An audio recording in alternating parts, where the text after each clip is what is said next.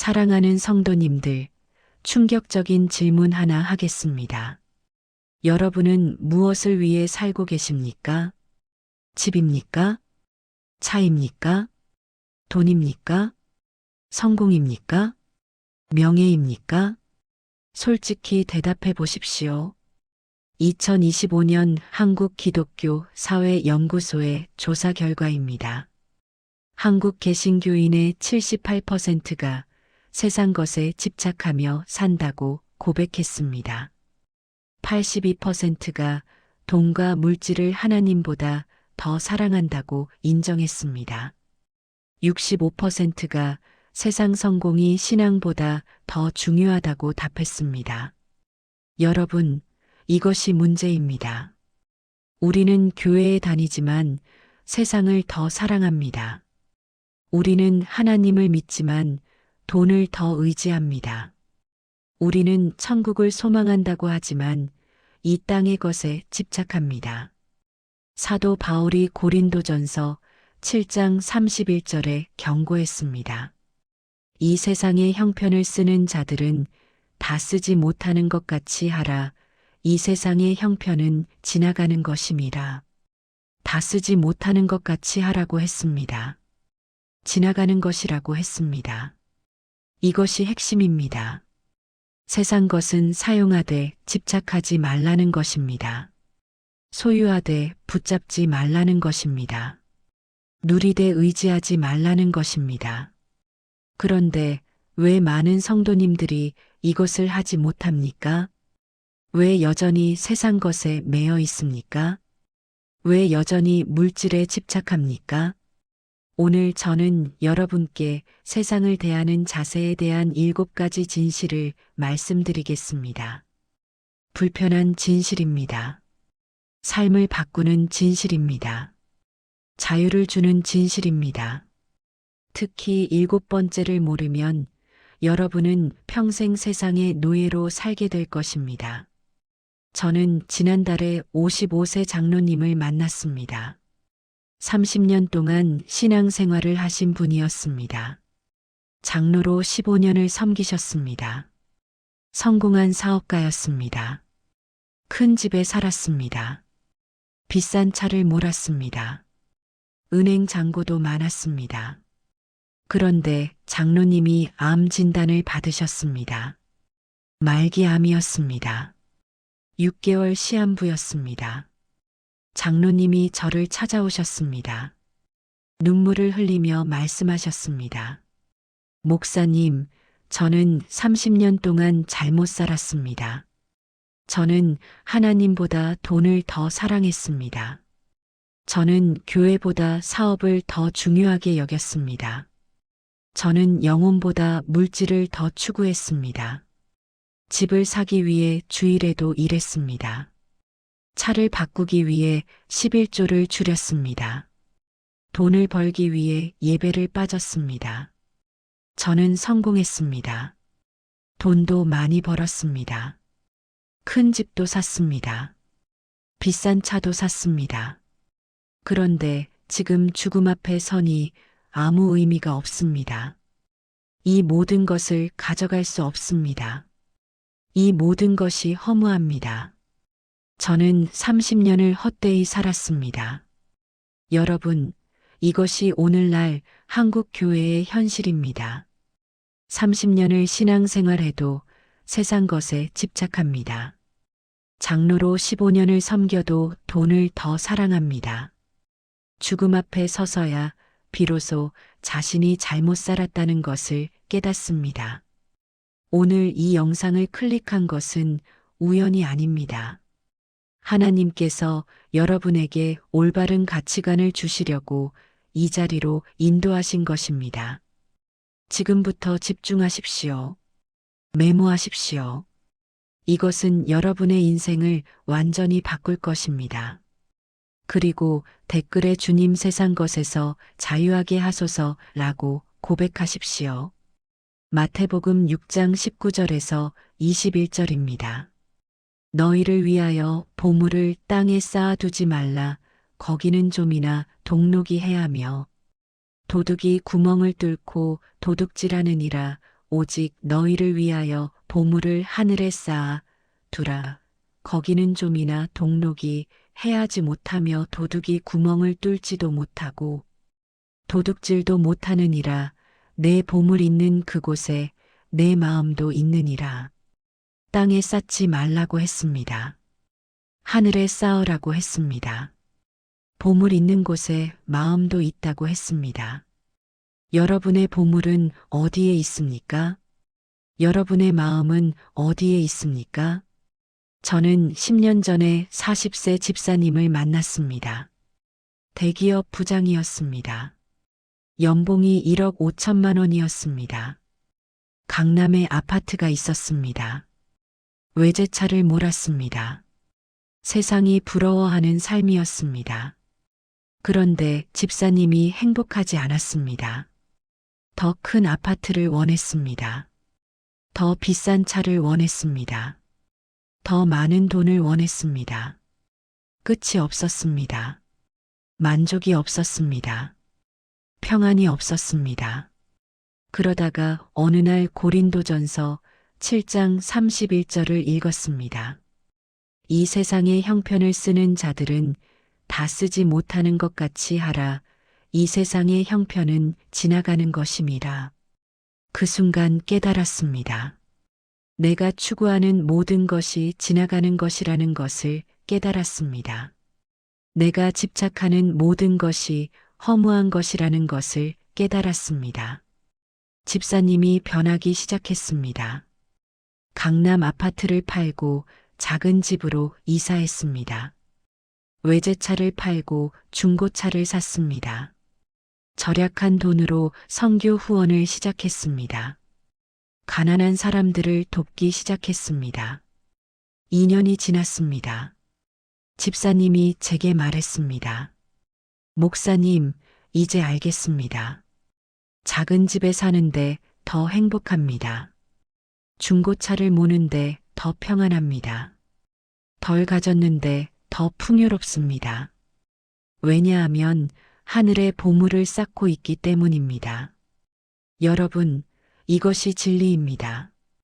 지금부터 7가지 진실을 말씀드리겠습니다. 첫 번째 진실입니다. 세상의 형편은 지나갑니다. 고린도전서 7장 31절 후반부를 보십시오.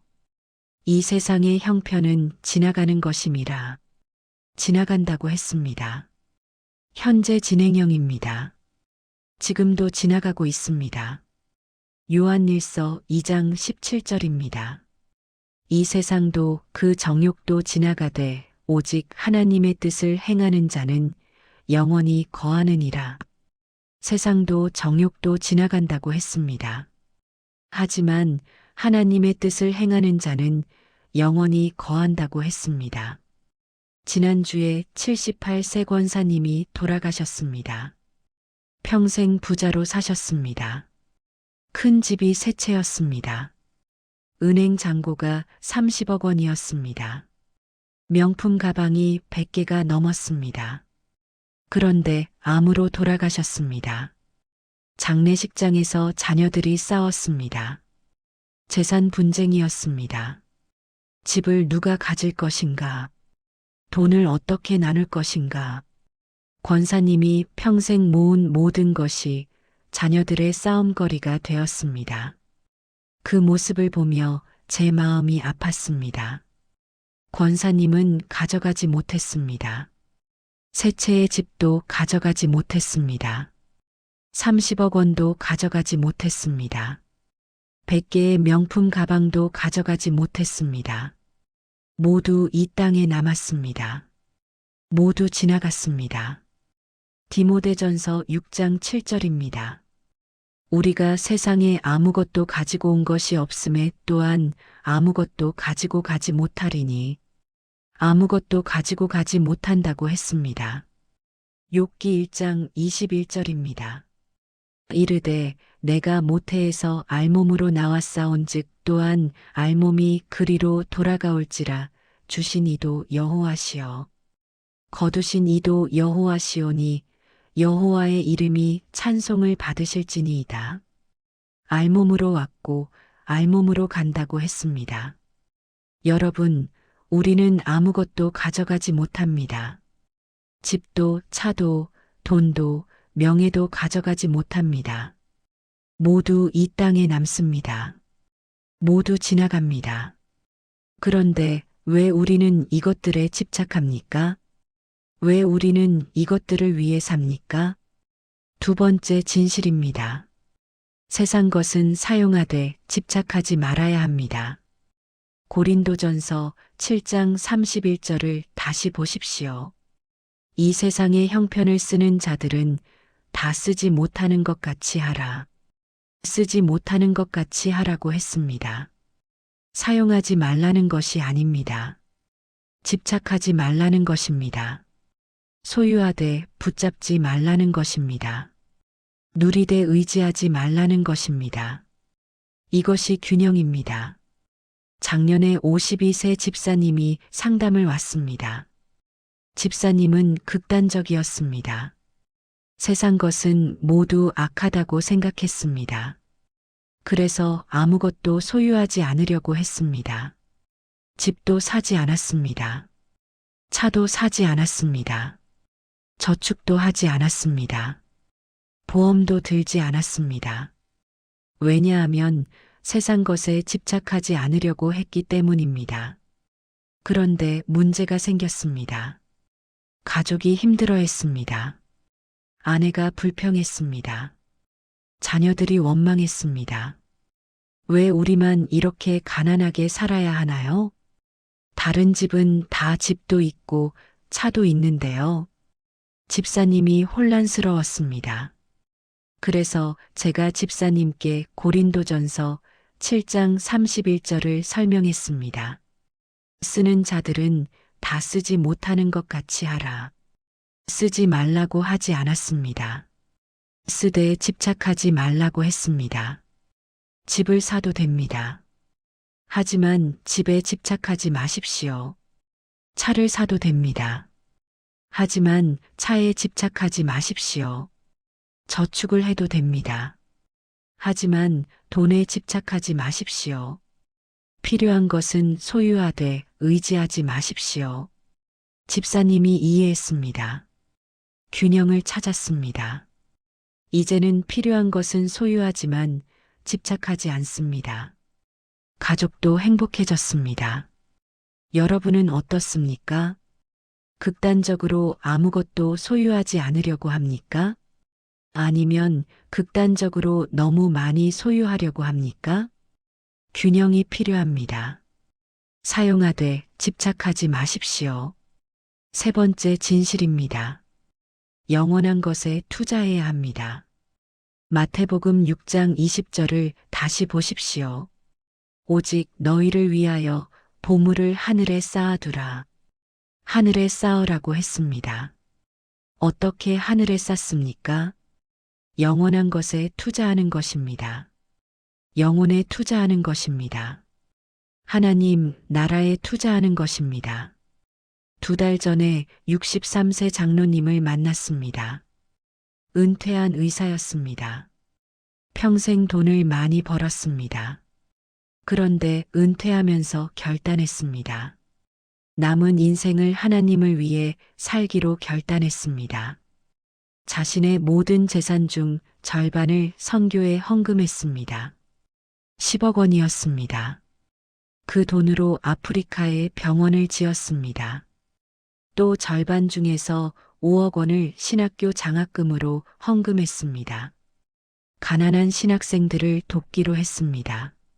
남은 5억 원으로 생활하기로 했습니다. 주변 사람들이 말렸습니다. 장로님, 너무 많이 주시는 것 아닙니까? 노후 준비는 하셔야지요. 자녀들에게 물려주셔야지요. 하지만 장로님은 이렇게 대답했습니다. 저는 하늘에 쌓고 있습니다. 이 땅의 것은 지나갑니다. 하지만 하늘의 것은 영원합니다. 아프리카 병원을 통해 수많은 영혼이 구원받을 것입니다. 그것은 영원한 투자입니다. 신학생들이 목사가 되어 복음을 전할 것입니다. 그것도 영원한 투자입니다. 제가 죽을 때 이 돈을 가져갈 수 없습니다. 하지만 이 투자의 열매는 영원히 남을 것입니다. 1년이 지났습니다. 아프리카 병원에서 3,000명이 치료받았습니다. 그중 500명이 예수님을 영접했습니다. 신학교 장학금을 받은 학생 20명이 졸업했습니다. 이제 목사가 되어 복음을 전하고 있습니다. 장로님이 제게 말했습니다. 목사님, 이것이 진짜 성공입니다. 이것이 진짜 투자입니다. 땅에 쌓았다면 지나갔을 것입니다. 하지만 하늘에 쌓았으니 영원히 남을 것입니다. 여러분은 어디에 투자하고 계십니까? 땅에 쌓고 계십니까? 하늘에 쌓고 계십니까? 네 번째 진실입니다. 물질은 청지기로 관리해야 합니다. 누가복음 16장 10절에서 12절입니다. 지극히 작은 것에 충성된 자는 큰 것에도 충성되고 지극히 작은 것에 불의한 자는 큰 것에도 불의하니라. 너희가 만일 불의한 재물에 충성하지 아니하면 누가 참된 것으로 너희에게 맡기겠느냐? 너희가 만일 남의 것에 충성하지 아니하면 누가 너희 것을 너희에게 주겠느냐? 충성하라고 했습니다. 우리는 소유자가 아닙니다. 우리는 청지기입니다. 모든 것은 하나님의 것입니다. 우리는 잠시 맡아 관리하는 것뿐입니다. 지난달에 48세 집사님을 만났습니다. 사업이 성공했습니다. 1년에 10억 원을 벌었습니다. 그런데 집사님의 태도가 달랐습니다. 이 돈은 제 것이 아닙니다. 이 돈은 하나님의 것입니다. 저는 청지기입니다. 저는 이 돈을 잘 관리해야 합니다. 그래서 11조 1억 원을 했습니다. 감사 헌금으로 2억 원을 더했습니다. 3억 원을 하나님께 드렸습니다. 남은 7억 원 중에서 3억 원을 저축했습니다. 2억 원을 가족 생활비로 썼습니다. 2억 원을 가난한 사람들을 돕는 데 썼습니다. 집사님이 말했습니다. 목사님, 이 돈은 제 것이 아닙니다. 하나님께서 저에게 맡기신 것입니다. 저는 청지기로서 잘 관리해야 합니다. 하나님의 뜻대로 사용해야 합니다. 그렇게 3년이 지났습니다. 집사님의 사업은 더욱 번창했습니다. 더 많이 벌었습니다. 하지만 더 많이 드렸습니다. 더 많이 저축했습니다. 더 많이 나눴습니다. 집사님이 제게 말했습니다. 목사님, 신기합니다. 제가 더 많이 드릴수록 하나님께서 더 많이 주십니다. 제가 더 많이 나눌수록 제게 더 많이 돌아옵니다. 이것이 하나님의 경제 원리입니다. 여러분은 소유자입니까? 청지기입니까? 소유자처럼 행동하면 불안합니다. 청지기처럼 행동하면 자유롭습니다. 5번째 진실입니다. 돈은 주인이 아니라 종입니다. 마태복음 6장 24절입니다. 한 사람이 두 주인을 섬기지 못할 것이니 혹 이를 미워하고 저를 사랑하거나 혹 이를 중히 여기고 저를 경히 여김이라. 너희가 하나님과 재물을 겸하여 섬기지 못하느니라. 재물을 섬기지 못한다고 했습니다. 재물은 섬김의 대상이 아닙니다. 재물은 사용의 대상입니다. 재물은 주인이 아니라 종입니다. 작년에 35세 청년이 찾아왔습니다. 대기업 과장이었습니다. 연봉이 8천만 원이었습니다. 그런데 빚이 2억 원이었습니다. 신용카드 빚이 5천만 원이었습니다. 대출이 1억 5천만 원이었습니다. 왜 그렇게 되었습니까? 명품을 사느라 그렇게 되었습니다. 외제차를 사느라 그렇게 되었습니다. 비싼 아파트를 사느라 그렇게 되었습니다. 청년이 돈의 노예가 되었습니다. 매달 이자만 300만 원이었습니다.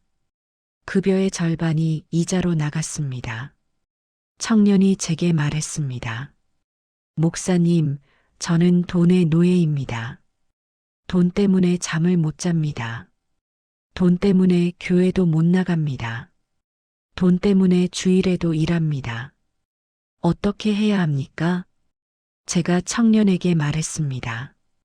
첫째, 더 이상 빚을 내지 마십시오.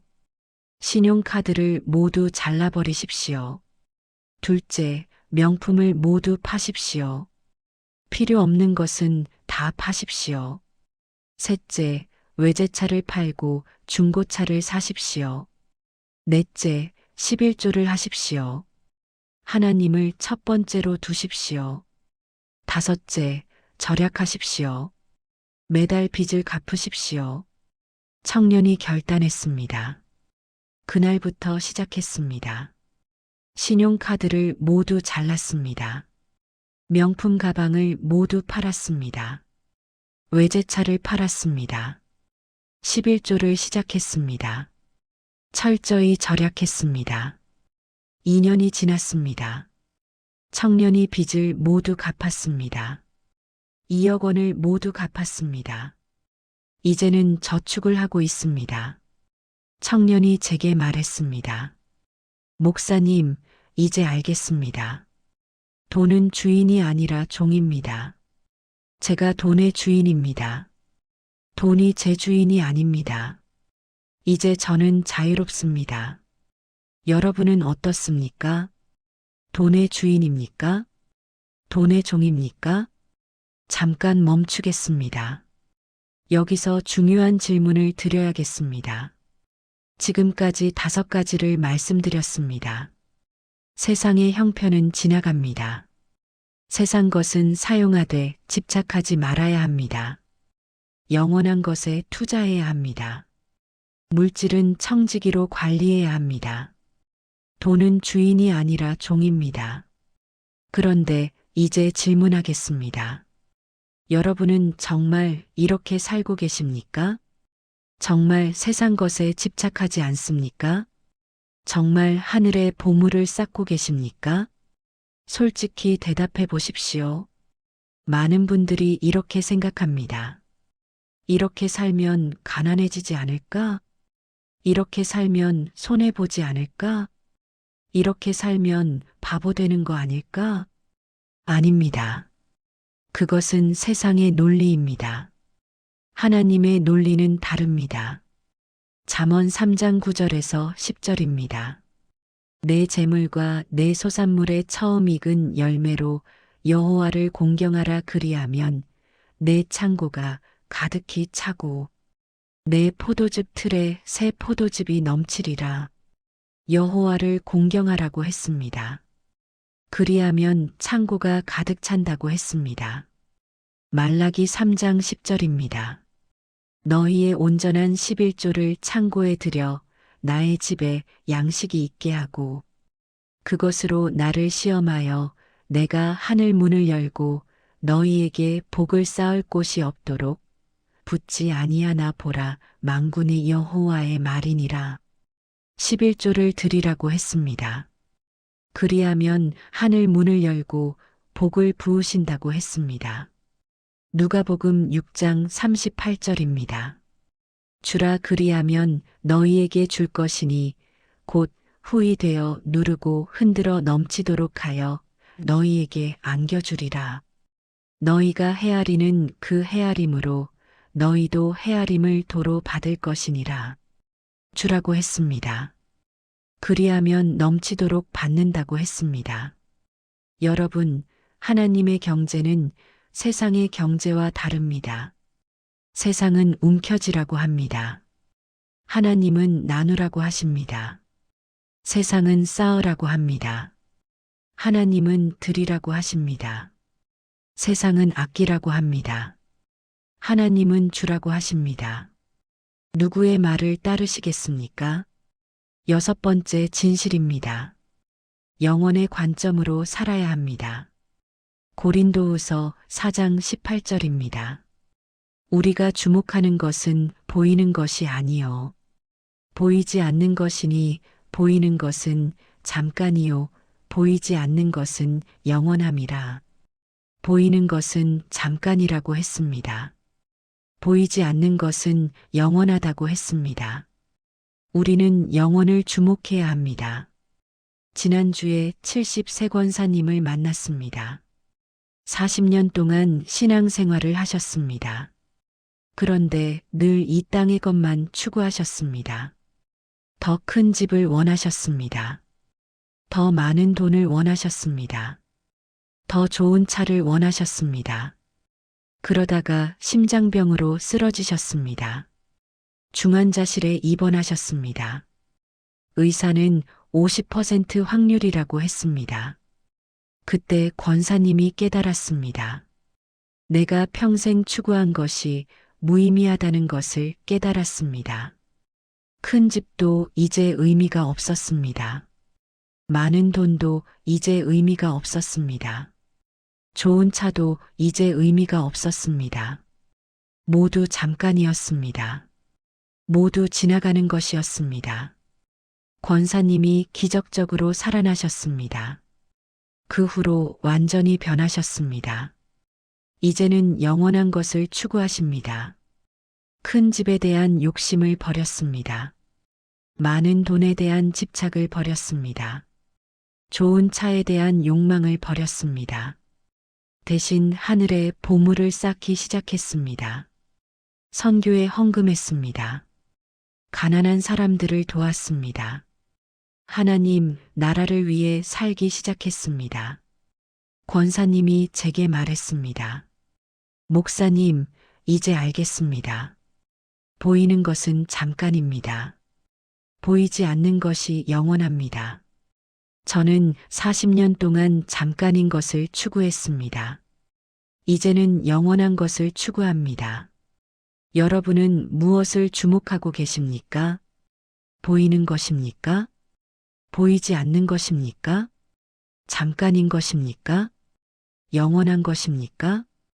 7번째 진실입니다. 가장 중요한 진실입니다. 순례자로 살아야 합니다.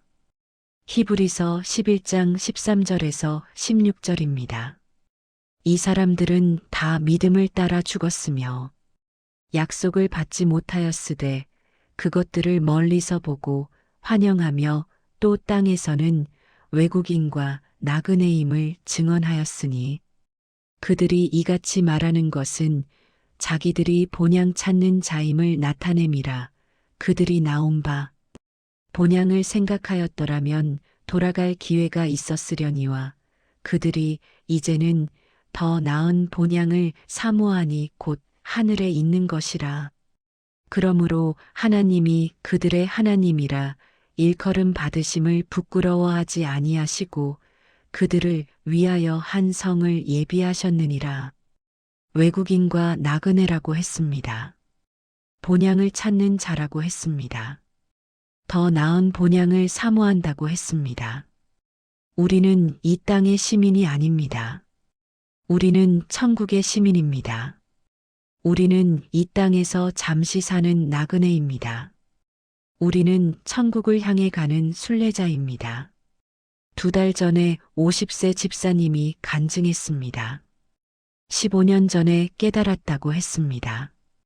자신이 순례자라는 것을 깨달았다고 했습니다.